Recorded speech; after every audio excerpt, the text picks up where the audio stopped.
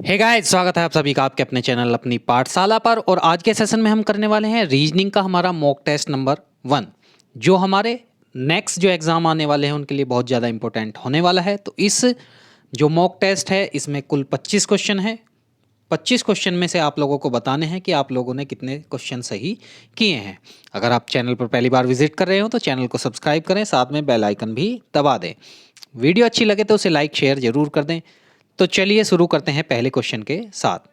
आप लोगों को क्या करना है, आप लोगों को वीडियो को पॉज करना है। वीडियो को पॉज करने के बाद में अपने अपने आंसर लगाने हैं। तो देखिए, पहला क्वेश्चन जो है आप लोगों को पता होगा कि एनालॉजी का क्वेश्चन है। एम का 13 होता है, एन का 14 होता है, तो एफ का 6 हुआ और आर का 18 हो जाता है। यानी इसका जो आंसर आ जाता है 6 इंटू 18 इसका आंसर आ जाएगा। यानी डी जिन जिन बच्चों का आंसर है वो आंसर सही आंसर बैठ जाएगा। ठीक है, चलिए दूसरे क्वेश्चन की तरफ बढ़ते हैं। दूसरे क्वेश्चन में देख लेते हैं हम। दूसरे क्वेश्चन में देखिए क्या करेंगे, क्या है, ये भी एक एनालॉजी का क्वेश्चन है। ये जो है ये जो है आपकी मैथमेटिकल एनालॉजी है। तो ये देखिए 45 को 9 पंजे 45 लिखा जा सकता है, और जबकि ये है 9 चौक 36 और ये 9 सत्ते 63 है। तो ये 9 छिक्का, यहाँ पर 9 छिक्का बनेंगे, 9 छिक्का 54। यानी 9 की पहले 5 में, फिर 4 में, फिर 7 में, तो अब 6 का नंबर है। ठीक है, यानी पहले 5 में गुना कर रखी थी तो 5 से एक कम 4 में गुना करी, और यहाँ पर 7 में गुना करी तो 7 से एक कम 6 में गुना करी। तो जिन बच्चों का 54 आंसर है उनका आंसर जो है सही आंसर बैठ रहा है 54। ठीक है, चलिए नेक्स्ट क्वेश्चन की तरफ बढ़ते हैं। नेक्स्ट क्वेश्चन भी एक एनालॉजी का क्वेश्चन है कि जैसे अध्ययन से ज्ञान बढ़ता है, ऐसी कार्य करने से क्या बढ़ता है। आपके ऑप्शन है क्या, एक्सपेरिमेंट, सेवा, एक्सपीरियंस या अपॉइंटमेंट तो देखिए, जैसे अध्ययन से ज्ञान बढ़ता है वैसी कार्य करने से क्या बढ़ता है, एक्सपीरियंस बढ़ता है, यानी अनुभव बढ़ता है।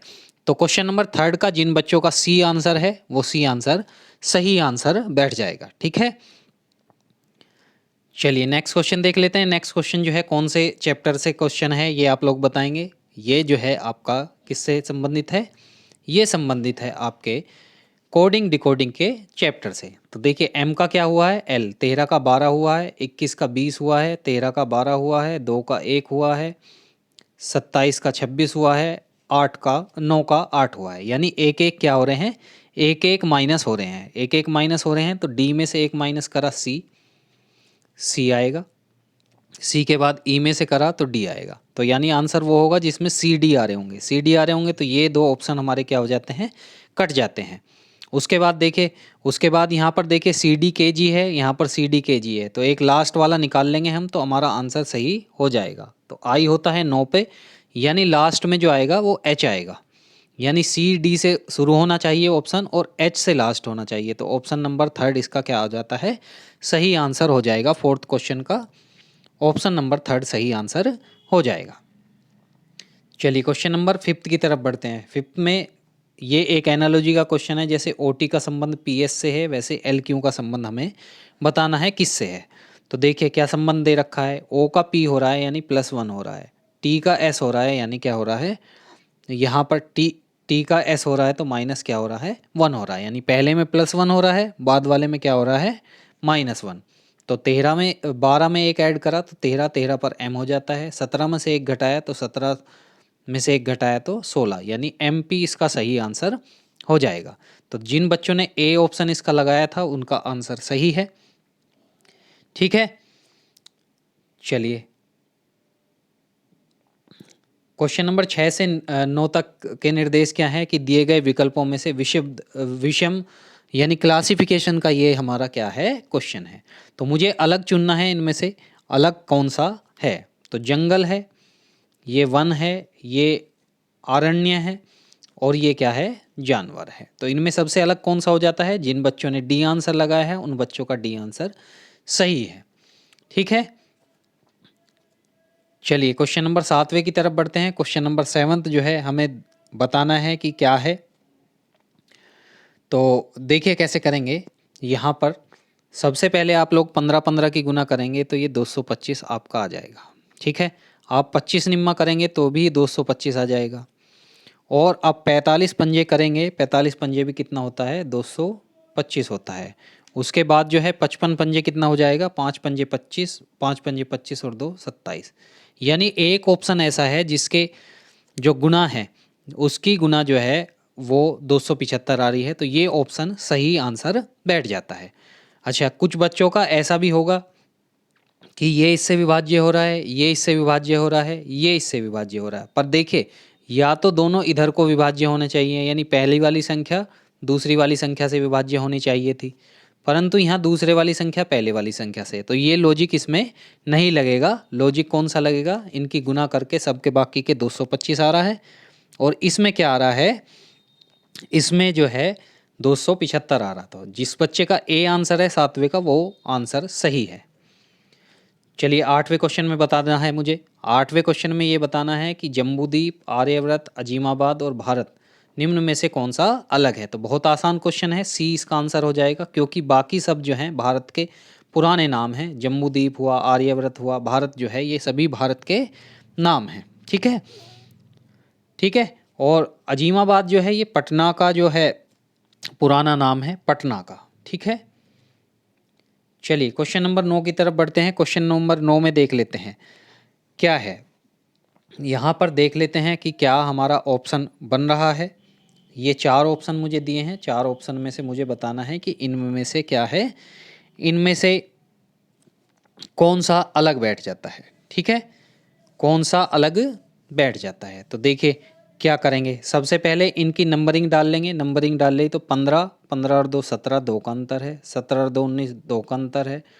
19 2 21, 2 का अंतर है, और यहाँ पर भी 2 का अंतर है, यानी सभी में 2 2 का अंतर बन रहा है। यहाँ पर देखूंगा तो यहाँ पर भी 2 का अंतर है।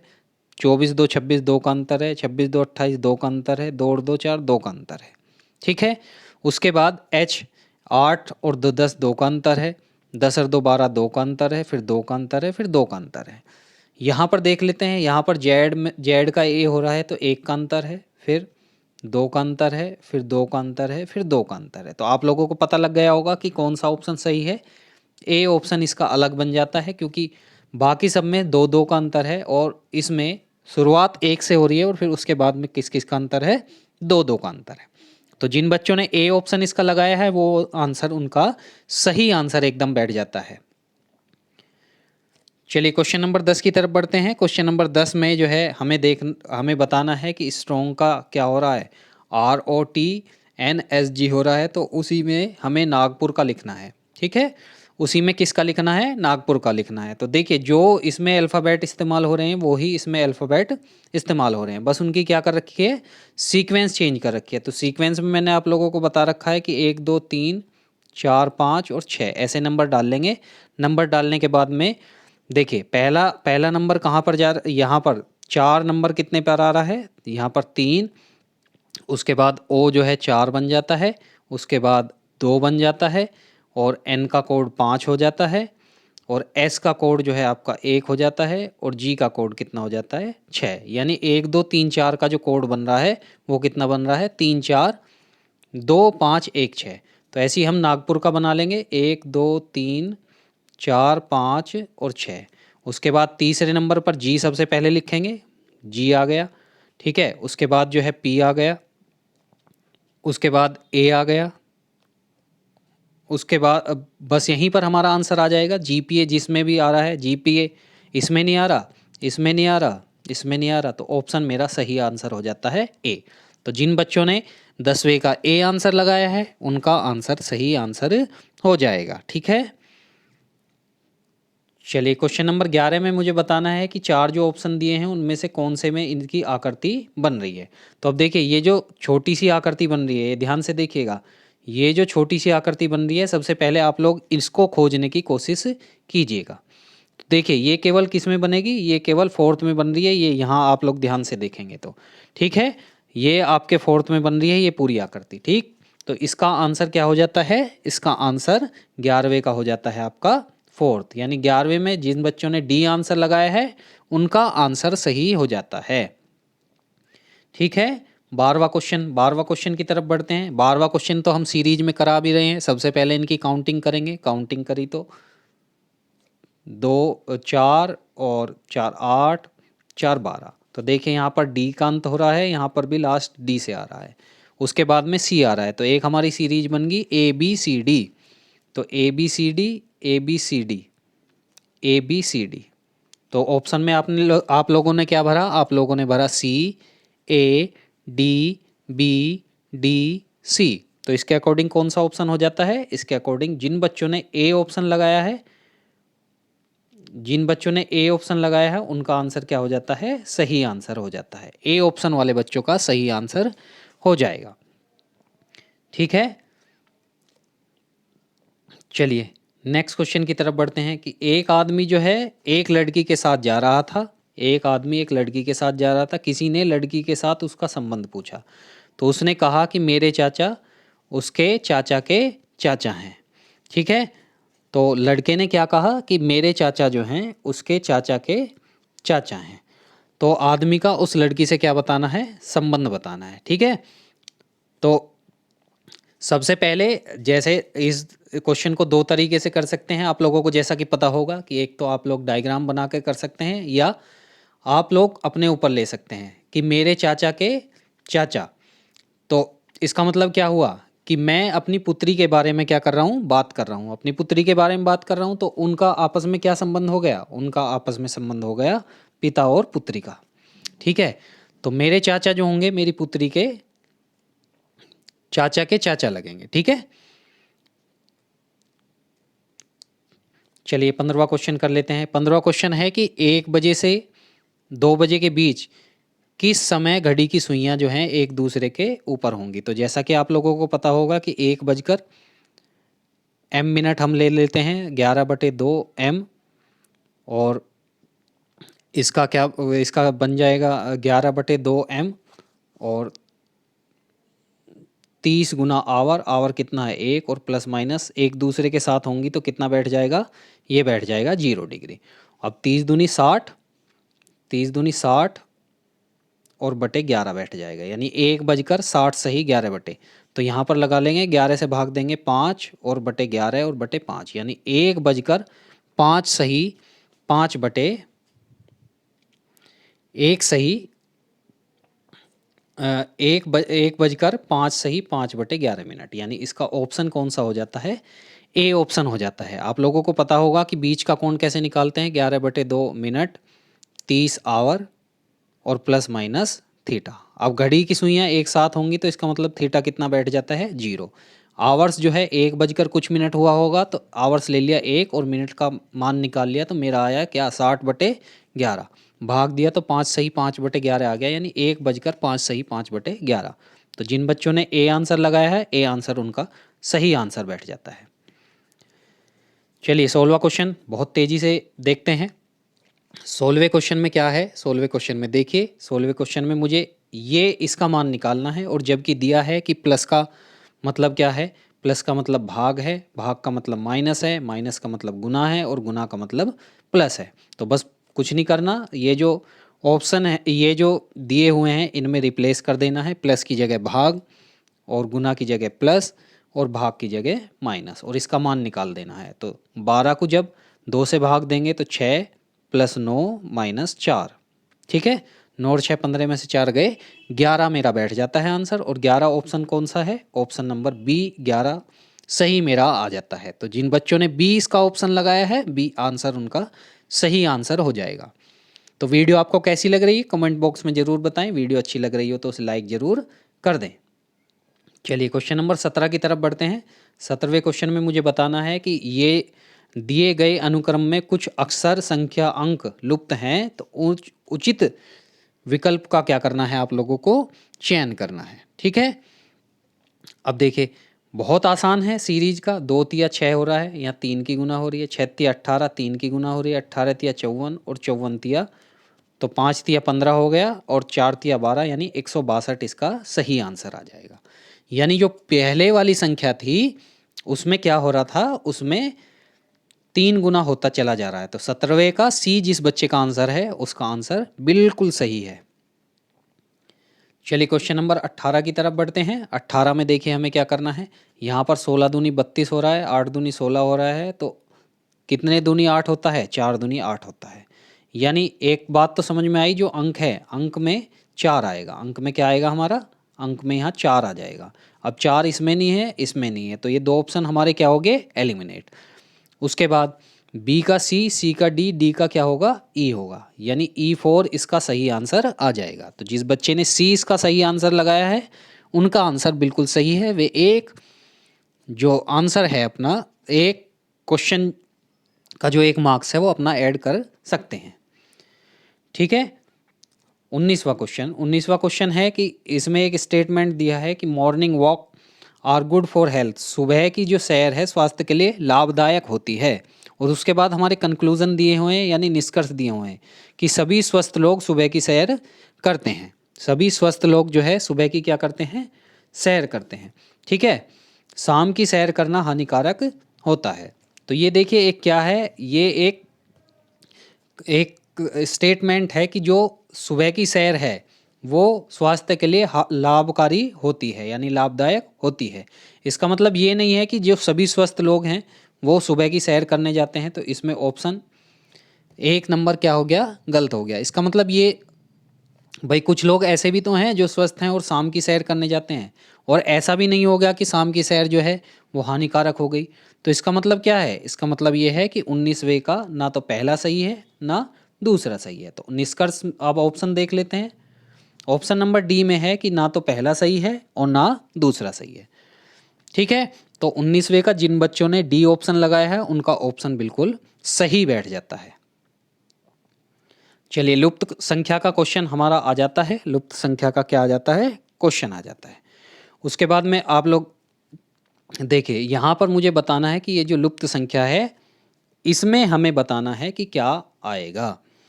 ठीक है। लुप्त संख्या में क्या आएगा ये हमें बताना है। ठीक है। अब देखिए क्या हो रहा है यहाँ पर, 1 की किस में गुना हो रही है, 5 में गुना हो रही है। ठीक है। 5 पंजे क्या हो रहा है, 25 हो रहा है। 25 पंजे कितना हो रहा है, 125, यानी 5 5 5 की गुना हो रही है पहले वाली जो हमारी जो स्तंभ है उसमें।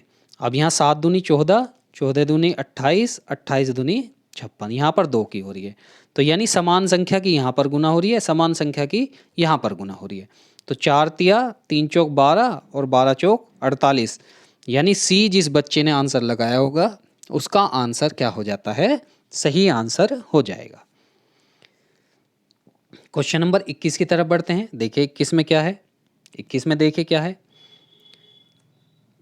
यहाँ पर आप लोग देख सकते हैं, यहाँ पर देखिए एक तो बन रहा है यहाँ पर 7 या 21, इसकी आपस में गुना करी, 21 + 8 कितने हो गए, 7 या 21 हुआ, 21 में 8 ऐड करें तो कितना हो गया, ये बैठ गया आपका 29। ऐसी 4 या 12, 12 में 7 ऐड करें तो कितना बैठ गया, कितना बैठ गया, यहाँ पर 19 बैठ गया। यानी बाहर वालों की गुना करनी है और उसके बाद क्या करना है, उसके बाद हमें क्या करना है, बीच वाला क्या कर देना है, ऐड कर देना है। तो अब देखिए 31 में से पहले तो आप लोग 6 घटाएंगे तो 25 आ गया। तो 5 में किसकी गुना करें जो 25 आ जाए, तो यहाँ पर 5 आएगा, यहाँ पर क्या आएगा, 5 आ जाएगा। ठीक है। 5 आ जाएगा तो आपका ऑप्शन नंबर सी सही हो जाता है। तो जिस बच्चे ने 21वें का सी लगाया है उसका सी ऑप्शन सही आंसर हो जाएगा। कौन सा आंसर सही हो जाएगा, सी ऑप्शन उसका सही आंसर हो जाएगा। ठीक है बच्चा। चलिए त्रिभुज गिनने वाला जो है क्वेश्चन आपका आ जाता है। त्रिभुज गिनने वाला कौन सा, कितने त्रिभुज बनेंगे, तो कितने त्रिभुज बन रहे हैं इसमें, 5 बनते हैं, 1 2 3 4 और एक पूरा बड़े वाला 5। तो इसमें इस चित्र में कितने त्रिभुज बनते हैं, 5 त्रिभुज इसमें बनते हैं। ठीक है। 5 त्रिभुज इसमें बन जाएंगे। तो जिन बच्चों ने बी इसका आंसर लगाया है, बी आंसर उनका बिल्कुल सही आंसर हो जाता है। चलिए उसके बाद आप लोगों को बताना है कि कौन सी आकृति जो है सप्ताह दिन वर्ष के बीच में संबंध को दर्शाती है। तो देखिए सप्ताह भी समय को प्रदर्शित करते हैं, दिन भी समय को प्रदर्शित करते हैं और वर्ष भी प्रदर्शित करते हैं। तो वर्ष सबसे बड़ा हुआ, उनसे छोटा क्या हुआ, दिन हुआ, और दिन के बाद क्या हो गया, सप्ताह हो गया। उसके बाद सप्ताह हुआ, सप्ताह के बाद क्या हो गया, दिन हुआ। यानी हमें ऐसी आकृति चुननी है जिसमें 3 आकृति एक के अंदर एक आती चली जा रही हो। ठीक है। तो ए ऑप्शन इसका सही आंसर हो जाता है। तो 23 का जिन बच्चों ने क्या लगाया है, जिन बच्चों ने 23 का ए लगाया है उनका ऑप्शन क्या हो जाता है, सही आंसर हो जाता है। ठीक है, सही आंसर हो जाएगा उनका। चलिए देखिए क्या क्या क्वेश्चन में क्या कहा है। क्वेश्चन में कहा है कि 6 मार्च 1993 को एक्स ने जन्म लिया और उस वर्ष जो है स्वतंत्रता दिवस जो है शुक्रवार के दिन मनाया जाता है। किस दिन मनाया जाएगा, शुक्रवार के दिन मनाया जाएगा। तो एक्स ने किस दिन जन्म लिया था, तो बस हमें क्या करना है, हमें क्या करना है, ठीक है, हमें करना है कि जो आपका 15 अगस्त 1993 था, 1993 को तो आपका क्या था, फ्राइडे था। क्या था, फ्राइडे था। अब यहाँ पर हम क्या निकाल लेते हैं, हमें 6 मार्च निकालना है। तो मार्च के कितने दिन बचे, मार्च के 25 दिन बचे। अप्रैल के कितने बचे, 30 बचे। उसके बाद मई के कितने बचे, 31 बचे। जून के 31 बचे और जुलाई के 31 बचे और अगस्त के कितने बचे, अगस्त के हमारे 15 दिन बचे। अब 7 से यहाँ भाग कर सकते हैं, 7 या 21, 4 बचे। 7 चौक 28, 2 बचे। 7 चौक 28, 3 बचे। यहाँ पर 2 बचे, यहाँ पर 3 बचे और यहाँ पर 1 बच जाएगा। तो 4 और 3 7 1 खत्म, 2 और 2 4 और 3 7 खत्म। यानी विषम दिनों की संख्या कितनी आ गई, विषम दिनों की संख्या आ जाएगी 1। अब देखिए जैसे कि हम पीछे जा रहे हैं तो एक विषम दिन माइनस का हो जाएगा, माइनस का हो जाएगा तो शुक्रवार में से 1 माइनस करेंगे तो क्या हो जाएगा, शुक्रवार में से 1 माइनस करेंगे तो हमारा क्या आ जाएगा, बृहस्पतिवार। ठीक है, विषम दिनों की संख्या निकाली। और अगर पीछे जा रहे हैं, क्योंकि अगस्त से हम किस में जा रहे हैं, मार्च में जा रहे हैं, तो एक दिन माइनस कर दिया। तो एक दिन माइनस करा शुक्रवार में से तो क्या आ जाएगा, बृहस्पतिवार मेरा सही आंसर आ जाएगा। तो 24 का जिन बच्चों ने जो है बी आंसर लगाया है उन बच्चों का बिल्कुल सही आंसर बी बैठ रहा है। चलिए लास्ट क्वेश्चन देख लेते हैं। लास्ट क्वेश्चन में मुझे बताना है कि जो लाइफ है, ठीक है, इसका क्या कोड है, लाइफ क्या कोड है। तो ये क्वेश्चन देखिए कैसे होते हैं। सबसे पहले हम चेक करेंगे सीधे कोड को। 02 पर क्या आ रहा है, एल, बिल्कुल सही बात है। ठीक है, उसके बाद में क्या आ रहा है, उसके बाद में 6 7 पर देखेंगे क्या है। 6 7 पर क्या आ रहा है, 6 7 पर आ रहा है यहाँ पर पी, जबकि आना चाहिए आई। तो पहला ऑप्शन गलत हुआ, पहला ऑप्शन गलत हुआ। तो फिर दूसरे को चेक करेंगे। 3 2 पर एल आ रहा है, सही बात है। 5 6 पर क्यों आ रहा है, तो ये क्या हो गया, एकदम गलत हो गया। सेकंड भी गलत हुआ। थर्ड जो है 4 0 पर चेक करिए। 4 0 पर क्या बन रहा है, 4 0 का मतलब है कि चौथी रो और 0 कॉलम। तो कहाँ पर काट रही हैं, एल पर काट रही हैं, एल पर काट रही हैं, तो ये सही है। 6 आई सही बात है। 6 9 एफ सही बात है। 0 4 पर ही आ रहा है, सही बात है। तो यानी चारों जो कोड हैं सही दिए हुए हैं, तो इसका मतलब थर्ड ऑप्शन इसका सही आंसर हो जाता है। क्या आंसर आ जाता है, थर्ड ऑप्शन इसका सही आंसर आ जाता है। तो प्यारे साथियों, ये वीडियो यहीं पर समाप्त होती है। वीडियो आपको कैसी लगी कमेंट बॉक्स में कमेंट करना ना भूलें। साथ ही अपने जो मार्क्स हैं वो कमेंट बॉक्स में ज़रूर कमेंट करें, जिससे कि आप लोगों को पता लग सके कि किस चैप्टर में आप लोगों का प्रैक्टिस करना ज़रूरी है। आप लोग क्या करेंगे, इस जो मॉक टेस्ट है, मॉक टेस्ट का एनालिसिस करेंगे कि जो चैप्टर आपका कमज़ोर है उसकी बहुत ज़्यादा प्रैक्टिस करेंगे आप लोग। उसके कम से कम 100 क्वेश्चन लगाएंगे। उसके लिए आप अपनी पाठशाला के चैनल की हेल्प ले सकते हैं, या और भी बहुत तरीके हैं, किसी भी बुक से आप लोग प्रैक्टिस कर सकते हैं। तो अपने मार्क्स जो है ज़रूर कमेंट बॉक्स में कमेंट करें। वीडियो से रिलेटेड आपके कोई सुझाव हों तो उन सुझाव को भी ज़रूर बताएं, जिससे कि हम अपने आप को थोड़ा बेटर कर सकें। इन्हीं शब्दों के साथ मैं आपसे विदा लेता हूं। मुलाकात होगी एक और नए सेशन के साथ, जिसमें हम किसी और टॉपिक के बारे में डिस्कस कर रहे होंगे। तब तक के लिए बहुत बहुत धन्यवाद।